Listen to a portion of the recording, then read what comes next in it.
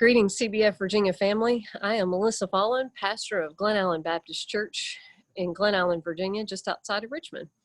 I greet you today from underneath our pavilion, where I have found a lot of joy, and that's something I want to talk about as we get to the end of this talk together. Today, I want to share with you about loss and joy. And I know those two words don't usually go together. I mean, how can loss and joy be said in the same sentence? But I do think as a culture and as a church, Church Universal, we are moving towards a time of great loss to emerging to what could be a joyful time if we author our own future in that way and allow God to lead us. What I'm about to share with you is loosely based on things I learned through my own experience of job loss that are chronicled here in Lost and Found: From Losing Your Pulpit to Finding Your Passion. Shameless book plug. It's available on Smith & Hellwes and also on Amazon. But don't worry, this talk is not just about the book. We're going to talk about what this means and translates into our churches today. One of the things I learned about loss very early on is how disorienting it is. My routine was marked by getting up and going to work, going through my to-do list, checking off emails, having lunch with colleagues, spending time with students, and just a sense of everyday routine. And when my job was quickly wiped out from under me in 2018, I found that very disorienting. And the question was, what do we do next? All of us have asked that question over and over again. In fact, ad nauseum these last several months. We've wondered, what do we do next? And for a while, it seemed we were planning week to week, and then we started having to plan month to month, and now we're looking at Advent and what could that look like, and every day is another chance to try to figure out what's next. That's disorienting. And so as I thought about my own experience, I thought about there are a couple of responses to that, one of which is to spend all of our time longing for what was. For me, I couldn't go back to that job, but I did long for those days when I could greet students every day and I could make phone calls and use my creative skills to engage more prospective students. But that day was gone. For us in the church, it's an opportunity for us to look back and maybe think, oh gosh, if we could just get back to March the 8th when everything was normal, and maybe if we just hold on just a little bit longer, we'll get back to that day. We'll walk back in the sanctuary to the same people, to the same pews, to the same hymns, and we'll do it all like we used to. That's what loss does to us. It causes us to look back at what was and spend sometimes a little too much time there. But it's important for us to name the things we have lost, because we do need to lament those. Barna research tells us that 1/3 of active church attendees have not attended at all during this pandemic. That's a startling statistic, and one we may not even be realized in our own congregations because we don't get to see folks who are on Zoom or watching Facebook Live or some other live stream, so we don't quite know how to calculate that.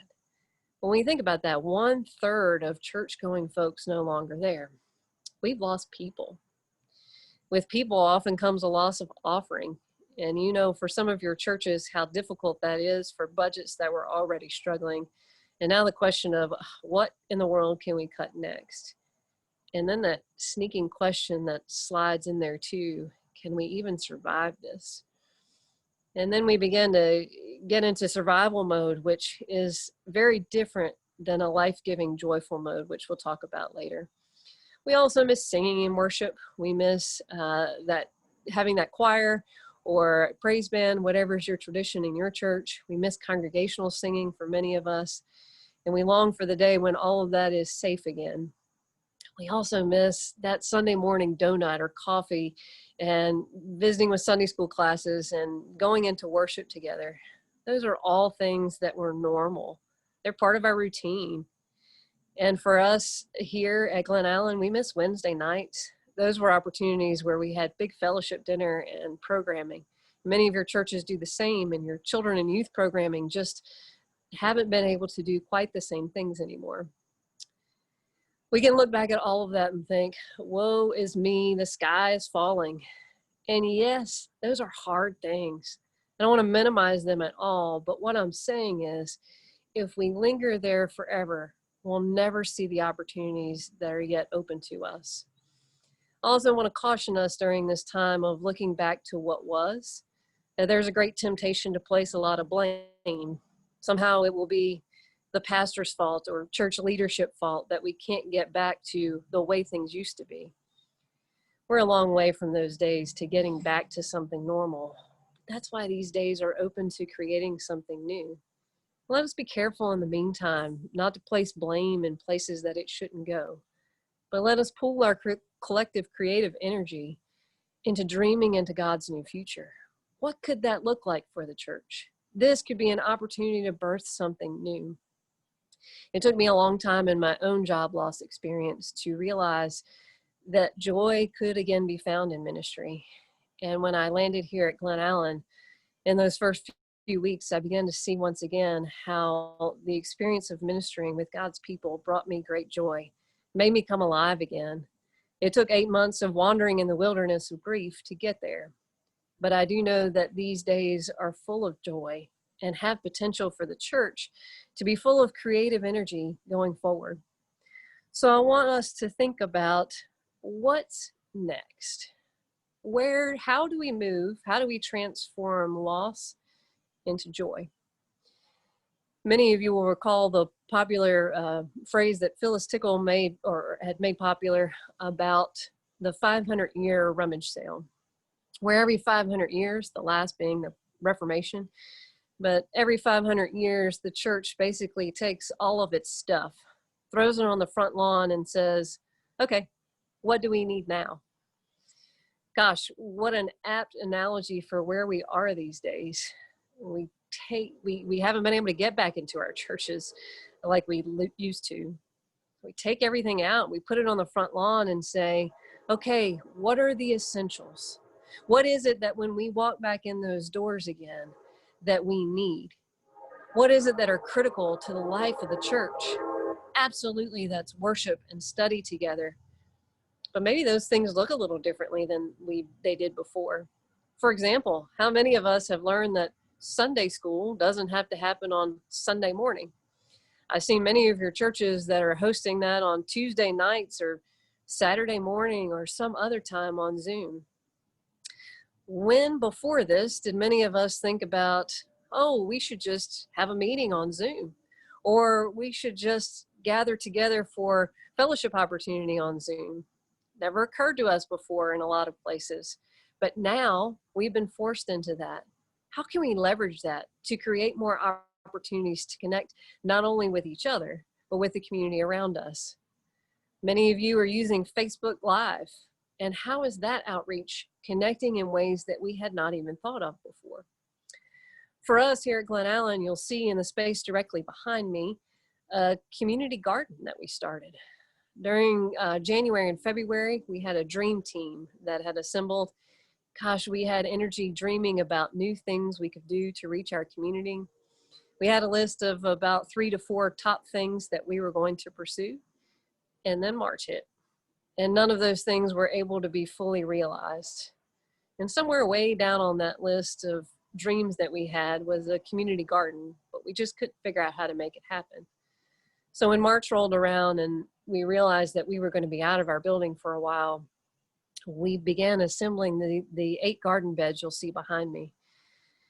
That was a wonderful experience for the congregation to gather safely outdoors, from our children who painted handprints on there, to our youth who filled the beds with soil, to our adults who helped assemble those, and others who have planted and prayed over this. The produce from that has gone to a local food bank or food pantry here from one of our sister churches in the area. And we've also used it to share with some of our community. That's an opportunity that came about because of COVID. We used that opportunity to say, how can we spread joy to somebody else? I also sit here because in that backspace back there, we are still dreaming about ways that we can use our outdoor space to reach others. In fact, under this pavilion in in a week or so, by the time you all see this, we will be gathering in this pavilion, socially distanced, for Wednesday night dinners. and sharing in a time of programming together. Because we can do that with the space that we've been given. Those are things that we hadn't necessarily thought of doing before, but now we're forced into doing it. But it's an opportunity, not a crisis, but an opportunity to think about how we can leverage and use the space that we've been given. I think back to a sermon that I shared with our congregation just a few weeks ago, talking about the feeding of the 5,000.